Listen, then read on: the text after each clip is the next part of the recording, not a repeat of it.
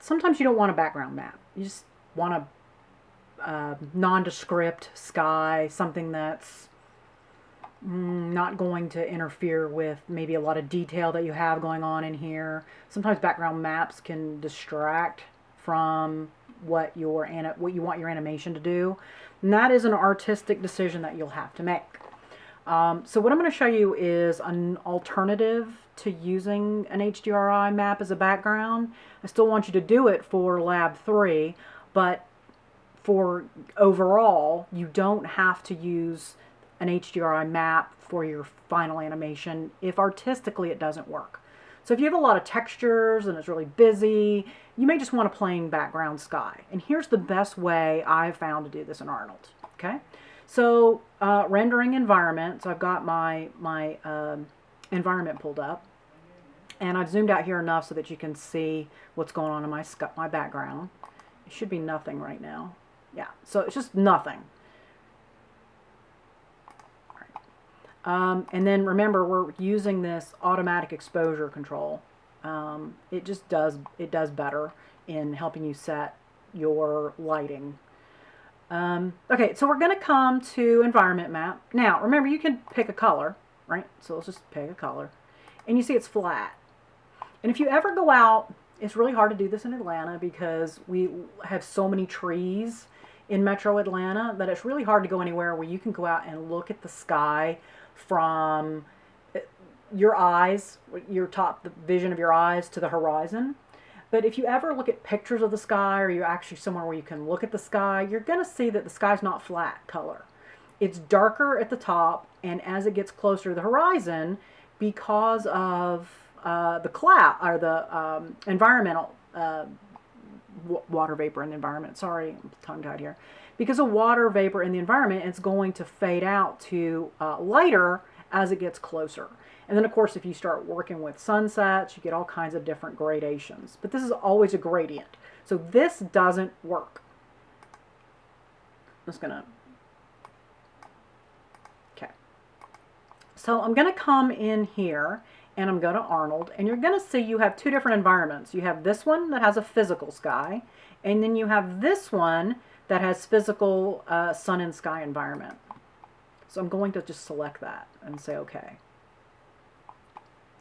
Now, I'm going to need to open my material editor. Make sure I set these so you can see them both.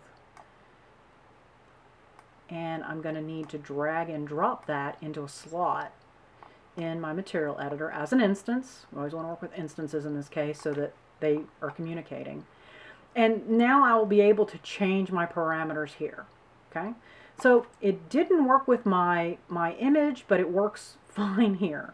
And when you're done, you want to drag and drop it back as an instance so that it's communicating the changes that you made in your environment. Now, here's the default.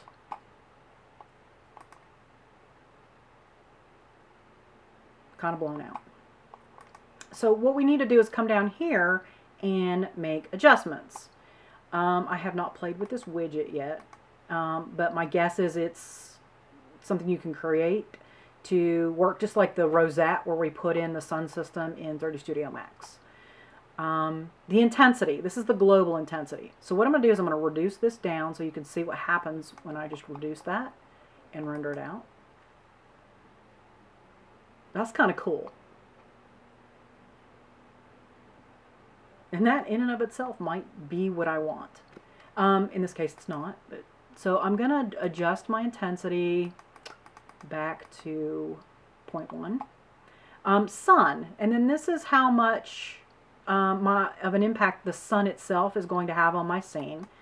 So I'm going to reduce this as well in both cases to 0.75 just to see what happens.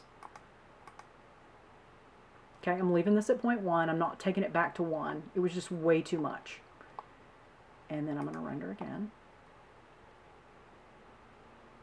And that's still too much. So I'm going to bring this. Let's also reduce the size of the sun disk. It does have an impact. Okay, so I'm going to take this down to, let's try 4 or 5. And render that out. I'm going to still keep going with that number. I'm going to reduce it some more. It's still way too intense.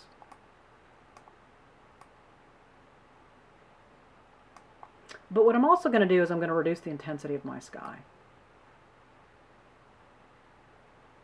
And I'm going to take that down to about 0.5. You have something called an illuminance model. I just leave it on automatic. I have not played around with this enough yet. Horizon and ground's pretty good. You can adjust the ground color, and you'll see there's a ground color under here. If you don't have a plane, there's going to be a ground color. So you can adjust that. And then color tuning. This has to do with how saturated it is. Right now it's very saturated. I'm going to bring it down a little bit because I don't like that it's too saturated. Oh, there we go. And you can have a tint. And this goes back to what we talked about when we first started discussing lighting in 2400, where we're in the middle of the day. If I want to be morning, I might give it a bluer tint. If I want to be later in the day, I might give it a more golden tint. Okay. So those parameters in and of itself will make this much of a difference. Let's see when I render this out. Okay. Pretty cool. Let's see. I'm gonna reduce my, I still want my, let's see. Let's just see what happens when we turn off the sun. Oh, I like that better. The sun was just too intense for me, and no matter how much I was bringing it down, I didn't care for it. Now you can, you'll see there says night sky in here. You can turn off the sun because the sun's gone down below the horizon. And then you can adjust your night. Night skies are actually dark blue. Really dark blue, like almost black. So I've just changed the color under night sky luminance to this really dark color. And then I need to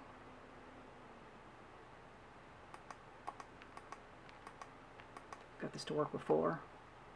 Let's bring down sky intensity. Okay. We need some light in here. And this is 0.02. And you see now I have more of a night sky. Okay, so I did two things. Actually, I also want to get rid of this color. Night skies are bluer. They have more of a bluish hue. Once you're really night. If you're in that twilight zone, oh, that's funny. I didn't realize twilight zone. You can use a warmer color to get a more interesting look to your environment. So what I did was this. I turned down my global intensity to 0.05. I turned off my sun, and my sky intensity I took down to 0.02. My night sky luminance, I changed this color to black. I then went down here into my color tuning. I turned down that saturation. And I picked a different color. This is my multiplier. Ooh, how pretty is that? That's really night sky. If it's warmer, oh, that's almost a green. If it's a warmer color like that, it looks closer to right after sunset.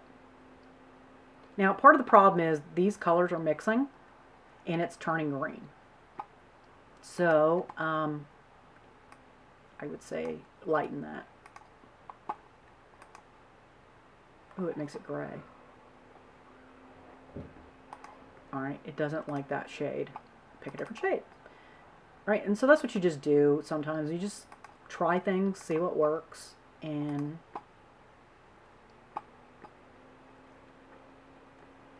there we go. So, a little more toward the red side. I'm really going to go pink with this. Too pink. Okay, so like I said, I could play with colors for hours. I won't. So there is another way to just get a flat sky if you have an interest in doing that and turning this into a night sky. So we select the sun, physical sun and sky environment here. Oops, I'm sorry. We do it here under our environment map. And then we drag and drop it into a slot, and then we adjust our parameters and drag it back. And then you can continue to adjust your parameters as you want and it will allow you to see an update every time you render. I want to try this haze just to see what it does right quick. That's kind of cool too. Okay, let me know if you have any questions.